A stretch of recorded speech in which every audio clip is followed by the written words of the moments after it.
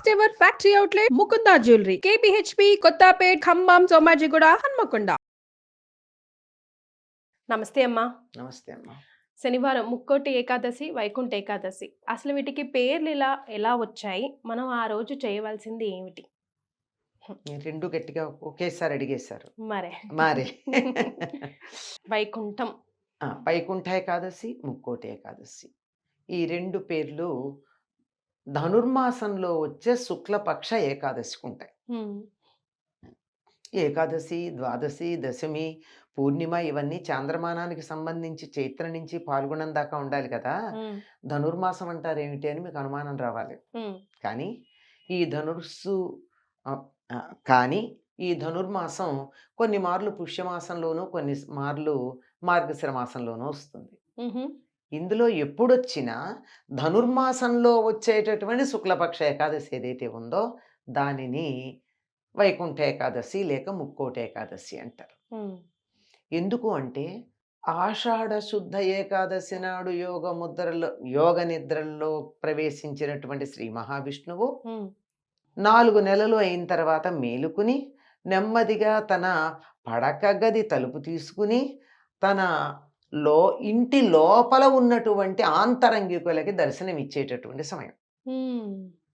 ఇప్పుడు మామూలుగా మనకి ఇంటికి ఎవరైనా వచ్చినట్టయితే ఆత్మీయులైతే ఇంటి లోపల మాట్లాడతాం, మిగిలినటువంటి వాళ్ళైతే సింహద్వారం ముందుకొచ్చో బయటకు వచ్చి మాట్లాడతాం. ఇంటి లోపలికి అంతరాలయాల్లోకి రానియ్యం కదా, లోపల భాగాల్లోకి. అలా లోపల భాగంలో దర్శనమిచ్చేటటువంటి సమయం ఈ ముక్కోటి ఏకాదశి. అంటే ఆషాఢ శుద్ధ ఏకాదశి నాడు నిద్రకు ఉపక్రమిస్తాడమ్మా. 4 నెలలు నిద్రిస్తాడు, యోగ నిద్ర. 4 నెలలు ఏమిటి లెక్క అంటే మనకి ఒక సంవత్సరం జరిగితే దేవతలకు 1 రోజు అవుతుంది. మన ఒక సంవత్సరంలో ఎన్ని పక్షాలు ఉంటాయి? నెలకి 2 పక్షాలు చొప్పున సంవత్సరానికి 24 పక్షాలు. మనకి రోజులో 24 గంటలు ఉంటాయి. మన 24 గంటల్లో మనం విశ్రాంతి తీసుకునే సమయం 8 గంటలు.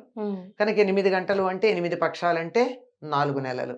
కనుక 4 నెలలు ఆయన విశ్రాంతి తీసుకుంటాడు. విశ్రాంతి తీసుకున్నాక తలుపు తీసుకుని బయటకు వస్తాడు. ఇది ఎప్పుడు బ్రాహ్మీ ముహూర్తాన, తెల్లవారుజామున. ఎప్పుడు తెల్లవారుతుంది? ఉదయం 6 గంటల అయ్యాక తెల్లవారుతుంది మనకి. భగవంతుడికి ఎప్పుడు తెల్లవారుతుంది? మకర రాశిలో సూర్యుడు ప్రవేశించినప్పుడు సూర్యోదయం అవుతుంది. అది ఉత్తరాయణ ప్రారంభం. అందుకే మకర సంక్రమణాన్ని ఏమంటాం? ఉత్తరాయణ పుణ్యకాలం అనేటటువంటి పదం వాడతాం.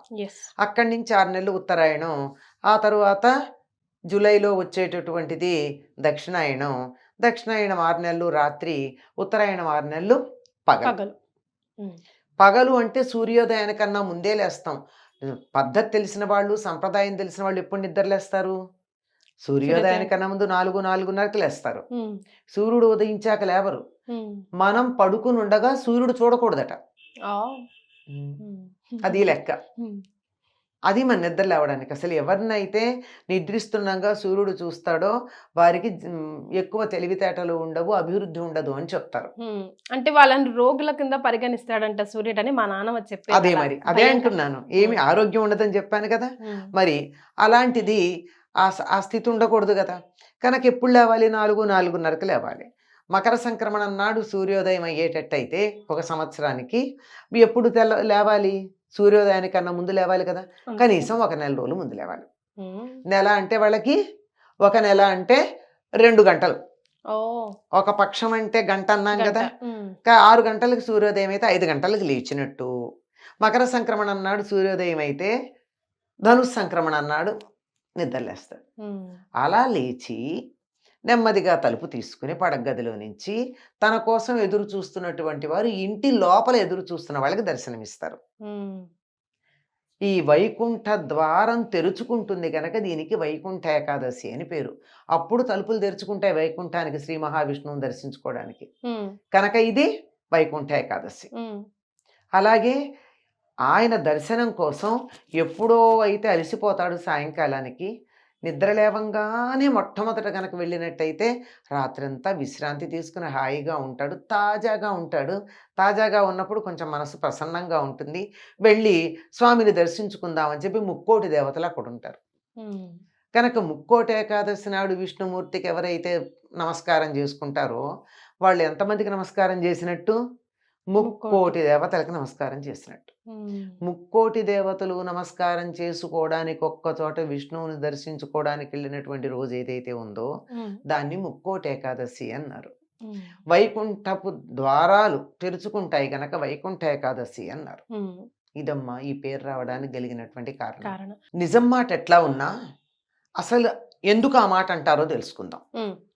సాధారణంగా దేవాలయాల సింహద్వారాలు తూర్పు వైపు ఉంటాయి, కానీ ఉత్తరం వైపు కూడా ఒక ద్వారం ఉంటుంది.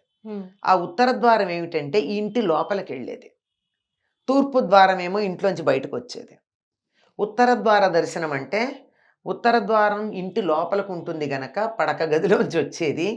ఆ లోపలికి వెళ్ళి అక్కడ స్వామిని దర్శించుకుంటున్నామంటే ఆయన ఎవరికి దర్శనం ఇస్తాడు? అక్కడ ఆత్మీయులు దగ్గర వాళ్ళకి ఇస్తాడు.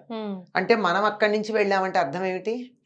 మన స్వామికి ఆత్మీయులము అని మనని మనం ప్రకటించుకోవడం కోసం. ఆయన ఉత్తర ద్వారంలో నుంచి వచ్చాడు, తాజాగా నిద్ర లేచి చక్కగా విశ్రాంతి తీసుకుని ఎటువంటి అలసట లేకుండా ఫ్రెష్గా ఉన్నాడు. ఆయన దర్శనం కోసం అలా వెళ్ళడం జరుగుతుంది. అందుకని ఉత్తర ద్వారం ఒక్కరోజే తెరుస్తారు. మరి కొన్ని దేవాలయాలకి ఇరుకిరుగ్గా కట్టిన దేవాలయాల్లో ఉత్తర ద్వారం ఉండదు. అందుకని ఆ వైపే ఉన్న ప్రహరీకి ఎక్కడో ఒక చోట ఒక దండలు కట్టి ఇది ఉత్తర ద్వారం అనుకుని ఇక్కడి నుంచి స్వామిని దర్శించుకోమని బొమ్మ పెడతారు. ఇదంతా ప్రతీకగా చేసుకునేటటువంటిది. కానీ ఉత్తర ద్వారము అన్న దానికి వేరే సంకేతం కూడా ఉంది. ఉత్తరము అంటే ఏమిటి? ఉత్తర దిక్కు, అంతే కదా. ఉత్తరం అంటే శ్రేష్టము అని కూడా అర్థం. ఉత్తర ద్వారం అంటే శ్రేష్టమైన ద్వారము, పైన ఉండే ద్వారం. మన శరీరంలో పైన ఉండే ద్వారం ఏమిటి? అదే ఆ ద్వారం దగ్గర భగవంతుడు ఉంటాడు కనుక అక్కడికి వెళ్ళి దర్శనం చేసుకోమని. మూలాధారంలో ఉన్నటువంటి కుండలిని శక్తి ఏదైతే ఉందో 3.5 చుట్టలు చుట్టుకుని ఉండేది, అది ఒక్కసారి ఇలా పైకి లేచి ఇలా నిరాఘాటంగా, ధనుర్మాసం గురించి ఏం చెప్పుకున్నాం? ధనుర్మాసంలో ఏదైనా వింటి నుండి ఎక్కువ పెట్టబడి వదిలినటువంటి బాణంలాగా సూటిగా వెళ్ళిపోతుందని మూలాధారంలో ఉన్నటువంటి శక్తి ఈ వెన్నుపాము ద్వారా సూటిగా బయటికి వెళ్ళి ఇక్కడ ఉత్తర ద్వారం దాకా వెళ్ళడం జరుగుతుంది. కనుక ఆనాడు చేసే సాధన మనని నేరుగా ఉత్తరం వైపుకి, మన శరీరంలో ఉత్తర దిక్కిది, అక్కడికి తీసుకెడుతుంది అని చెప్పడానికి ఉత్తర ద్వారం అన్నారు. అక్కడ ఉత్తర ద్వారం ఏమో కానీ ఇక్కడ ఉత్తర ద్వారం తెలుసుకునే ప్రయత్నం గనక చేసినట్టయితే మనం ఆధ్యాత్మిక మార్గంలో ఉన్నత స్థానానికి వెళ్ళేటటువంటి అవకాశం ఉంది. రైట్. అలాగే అమ్మ, ఏకాదశి కాబట్టి ఆ రోజు ఏకాదశి నియమాలు యాజ్ ఇట్ ఈస్ గా ఫాలో అవ్వాలి, ఏమైనా ప్రత్యేక నియమాలు ఉంటాయా? ఏకాదశి నియమాలు ఎలాగూ ఉంటాయి. ప్రత్యేక నియమాలు అంటే ఆనాడు పూర్తిగా విష్ణువుని ధ్యానం చేయాలి. మరి ప్రతి ఏకాదశికి సంవత్సరంలో 24 ఏకాదశులు వస్తాయి. 24 ఏకాదశులు పూర్తి నియమాలు పాటించలేం. ఏదో అభ్యంగన స్నానం కాదు, తల స్నానం చేయడం, అభ్యంగనం చేయకూడదు ఆ రోజు. మామూలు నీళ్లే పోసుకోవాలి తల మీద. ఓకే, అది భోగానికి చిహ్నం కదా అభ్యంగన స్నానం. చేత మామూలుగా స్నానం చేసి వీలైనంత వరకు విష్ణు స్మరణ చేసి విష్ణు సహస్రనామాదికాలు ఏవో అధ్యయనం చేస్తూ రోజును గడుపుతూ వీలైతే ఆహారం తినకుండా ఉండడం. మంచినీళ్ళు కూడా తీసుకోకూడదా? అలా ఏం లేదమ్మా, మన సంప్రదాయంలో అంత కాఠిన్యం లేదు. ఒక్క జ్యేష్ఠమాసంలో అనుకుంటా ఒక్క ఏకాదశికి నిర్జల ఏకాదశి అని పేరు. ఆ ఒక్క ఏకాదశి నాడే నీళ్లు కూడా తీసుకోకుండా ఉంటారు. మన దగ్గర అంతటి కఠినమైనటువంటి నియమాలు, నువ్వు ఇవి పాటించకపోతే నరకానికి వెళ్ళిపోతావని శాపాలు ఏమి ఉండవమ్మా. ఎవరికి ఎంత వీలైతే అంతవరకు పాటిస్తూ ఉండటం, వాటి వల్ల చక్కగా హాయిగా సుఖంగానే మన మార్గం కూడా సుఖంగానే ఉంటుంది. కనుక ఉపవాసం ఉండేటటువంటి వాళ్ళు భోజనం చేయకుండా పళ్ళో పాలో తీసుకోవచ్చు. తీసుకుని భగవద్ధ్యానంలో ఎక్కువ సమయాన్ని గడిపితే మన జీవ ప్రజ్ఞ అలా ఉన్నత స్థితికి అలా పైకి వెళ్ళడానికి అవకాశం ఉండేటటువంటిది.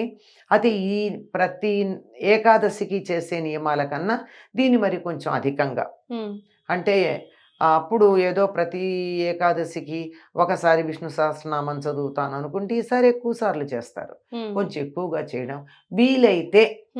ఉద్యోగాలకు వెళ్ళిపోతుంటాం కదా, అదేమ్మా, నేను అన్నది వీలైతే అన్న పదం ఒకటి వాడాను, పూర్తవని ఇలా మీరు ఉమ్, వీలైతే దేవాలయానికి వెళ్ళి ఉత్తర ద్వారం గుండా దర్శనం చేసుకోవడం. ఉమ్, అలాగే ఏదైనా అధికంగా చేయాలనుకుంటే చేయడం. ఉమ్, ఏది చేయాలనుకున్నా భగవద్ధ్యానానికి సంబంధించినవే చెయ్యాలి. అది కాస్త చేస్తే కూడా ఎక్కువ ప్రయోజనం ఉంటుంది అన్న ఉద్దేశంతో, అంటే ఏ సమయంలో మనం చేసే సాధన ఎక్కువ ఫలితం ఇస్తుంది అని తెలిసి ఋషులు మనకి చెప్పారు. ఉమ్, ఈ సమయంలో చేసేది ఎక్కువ ఫలితాన్ని ఇస్తుంది అని. కొంతమంది మేము ఉపవాసం ఉండలేమండి, మందులు వేసుకుంటాం, పొట్టలో ఏదో ఒకటి లేకపోతే ఆ మందులకి వికారం వస్తుంది అంటారు. ఉమ్, అటువంటి వాళ్ళు ఏం చేయొచ్చు అంటే పళ్ళో పాలు తీసుకోవచ్చు. ఓకే.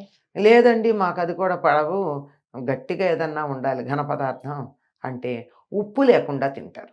ఉహుం, ఓకే. ఏదైనా సరే తీపి పదార్థంగా వండినది చేసుకొని, ఏది తినకూడదు, రా వండింది మెటీరియల్. కూడా తినకుండా ఉండడం మంచిది. లేదా అలాంటిది ఏమన్నా తినకపోతే ఉండలేను అంటే ఆ వండేటటువంటిది ఏదో వితౌట్ సాల్ట్, ఉప్పు లేకుండా. ఉప్పు లేకుండా ఉండేది. ఎక్కువ మంది తేలిగ్గా ఉంటుందని సత్యనామూర్తి ప్రసాదం లాగా చేస్తారు కదమ్మా హల్వా, అమ్మా. ఆ హల్వా చేసేసుకుంటారు. అందులో ఉప్పు ఉండాల్సిన పని లేదు గనక. ఉమ్, అది లేదంటే అంత తీపి కూడా తినడానికి వీలైన పరిస్థితులు ఉంటాయి కొంతమందికి. ఉమ్. అప్పుడు హాయిగా రవ్వనే ఉడకబెట్టుకుని తింటారు, అందులో ఏ రకమైన ఉప్పు కారాలు వేసుకోకుండా. వేసుకోకుండా. రైట్. చాలా సంతోషం అమ్మా, ధన్యవాదాలు. మంచిదమ్మా.